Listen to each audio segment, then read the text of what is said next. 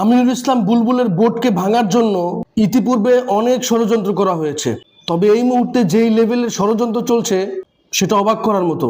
যারা বিগত কয়েক মাস ধরে বোর্ড অবৈধ বলে আসছে, তারাই চেষ্টা করেছিল জয়সার সাথে মিটিং অ্যারেঞ্জ করতে।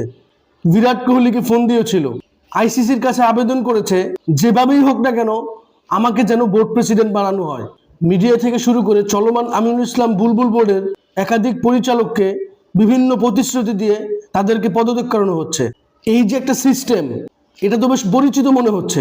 যিনি সারা জীবন ক্রিকেট খেলেছেন, নিজের পরিচিত বড় ভাই, অমুক আঙ্কেল, তাদের ছত্রছায়ায় থেকে দিনের পর দিন বাজে পারফরমেন্স করার পরেও তাকে দল থেকে বাদ দেওয়া যায়নি। এবং ঘরোয়া ক্রিকেটে সিনিয়র ক্রিকেটারদের সাথে অন্যায় আচরণ করা, যার প্রমাণ তাপস বসু কিছুদিন আগে দিয়েছেন। ঠিক একই প্রক্রিয়ায় 2023 বিশ্বকাপের আগে তিনি বাংলাদেশ ক্রিকেটের ভিতরে যা করেছিলেন, তাতে বাধ্য হয়ে ক্রিকেট বোর্ড এবং সাকিব আল হাসানরা তাকে দল থেকে বাদ দিয়েছিল।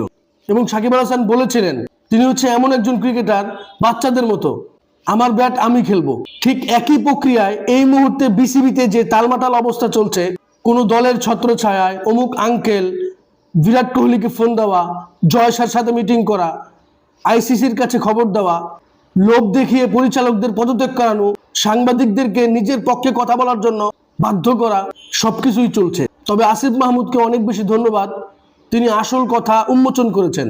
এই যে লবিং করার প্রবণতা, এটা তো তার জীবনের শুরু থেকেই ছিল, সে তো সেটাই শিখে এসেছে। ঘরোয়া ক্রিকেট থেকে শুরু করে আন্তর্জাতিক ক্রিকেটে সর্বশেষ তিনি বিশ্বকাপ থেকে বঞ্চিত হয়েছেন। ঠিক একই প্রক্রিয়ায় তার যে অভ্যাস, সেই পুরনো অভ্যাসের উপরে এখনো তিনি রয়েছেন। সেটা এখন বোর্ডে কার্যকর করার চেষ্টা করছেন, যদিও সেটা কোনোদিনই সম্ভব না। সাধারণ জনগণ এটা হতে দিবে না। এবং আমিনুল ইসলাম বুলবুল বলেছেন, বোর্ডের সবাই যদি পদত্যাগ করে আমি একাই বোর্ডে থাকবো, তারপরও অন্যায়ের কাছে মাথা নত করবো না। ময়লা আপনি যতই ঢেকে রাখেন না কেন, একটা না একটা সময় সেখান থেকে দুর্গন্ধ বের হয়ে আসবে। যত বড়ই ক্রিকেটার হোক না কেন, তার ভিতরের যে মানুষত্বটা, সেটা একের পর এক জাতির সামনে ফুটে উঠছে।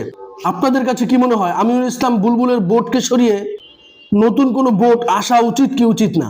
এই ব্যাপারে আপনাদের কোনো মতামত থাকলে অবশ্যই আমার সাথে শেয়ার করবেন। ভিডিওটি ভালো লাগলে লাইক, কমেন্ট, শেয়ার, সাবস্ক্রাইব করবেন। ধন্যবাদ।